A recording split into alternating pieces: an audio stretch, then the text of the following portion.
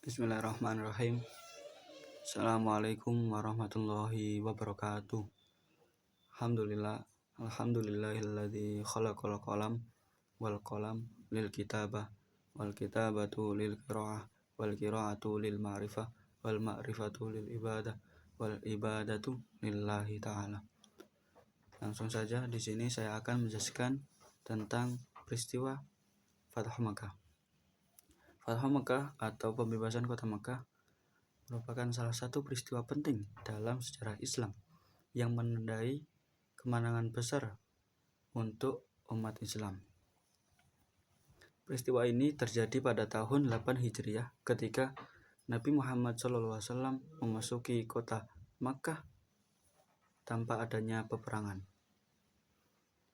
yang menandai titik balik bagi penyebaran agama Islam.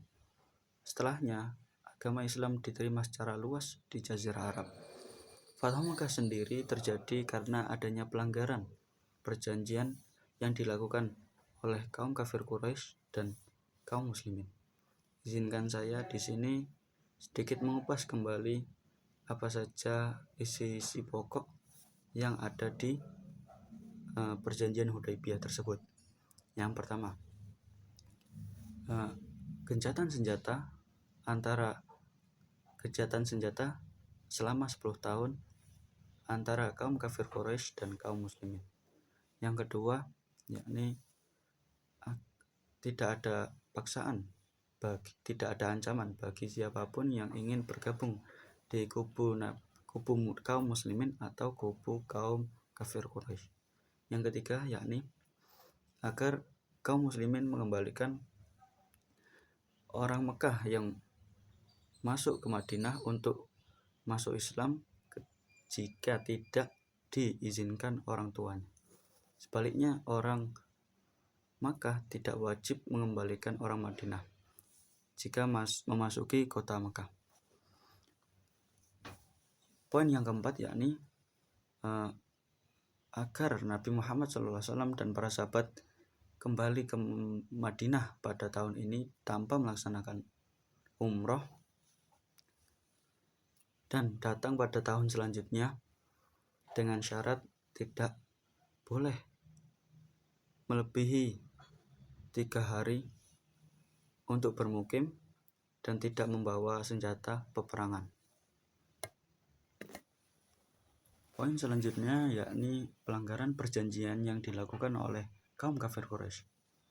Pada awalnya perjanjian ini berjalan dengan lancar seperti apa yang diinginkan, sampai ketika Rasulullah SAW mendapatkan kabar bahwa kaum kafir Quraisy telah melanggar perjanjian dengan ikut andilnya kaum kafir Quraisy dalam penyerangan Bani Bakar terhadap Bani Khuza'ah.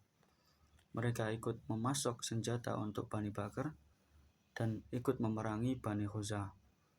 Maka dengan tindakan ini memicu amarah besar Rasulullah SAW dan akhirnya Rasulullah SAW memutuskan untuk melakukan penyerbuan menuju kota Mekah.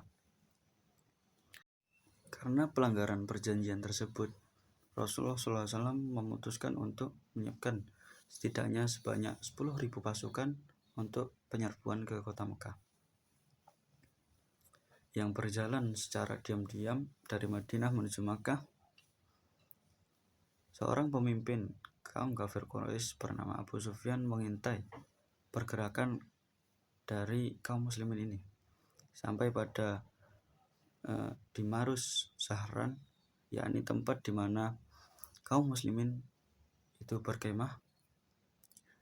Ia pun terus mengintai dan akhirnya bertemu dengan Abbas bin Abdul Muthalib, yakni paman Nabi Muhammad SAW. Maka Abu Sufyan pun dibawa menuju tenda Rasulullah SAW.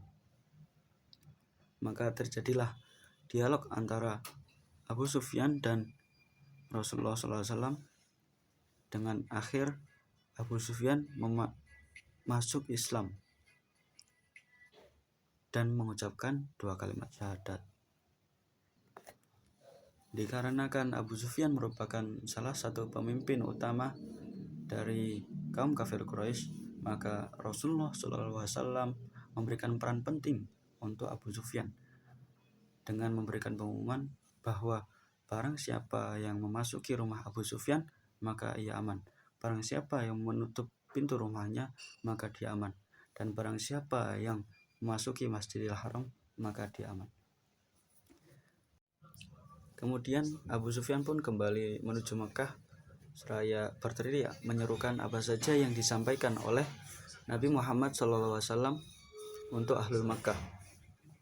Ini juga menjadi faktor kunci keberhasilan Fathu Mekah yang terjadi hampir tanpa pertumpahan darah. Setibanya di kota Mekah, Nabi Muhammad SAW memasuki kota kelahirannya tersebut dengan menundukkan kepala seraya membaca firman Allah SWT, A'udzubillahi minasyaitonirrajim, Bismillahirrahmanirrahim, Inna fatahna laka fatham mubina. Nabi pun terus berjalan hingga sampai pada Masjidil Haram dan melakukan tawaf dengan membawa busur dan pedang untuk menggulingkan berhala-berhala yang berada di sekitar Ka'bah. Ratusan berhala digulingkan oleh Nabi Muhammad dan kaum muslimin sambil membaca firman Allah SWT, A'udzubillahi minasyaitonirrajim, Bismillahirrahmanirrahim, wa jalal haqqa wa zahaqal batil innal batila kana zahuqa. Selanjutnya yakni dampak terjadinya Fathu Mekah. Yang pertama yakni pemimpin-pemimpin Quraisy dan tokoh-tokoh Quraisy yang dulu sangat memusuhi Islam, setelah terjadinya Fathu Mekah mereka berbondong-bondong memasuki agama Islam seperti Abu Sufyan bin Harb, Ikrimah bin Abu Jahal, dan juga Safwan bin Umayyah.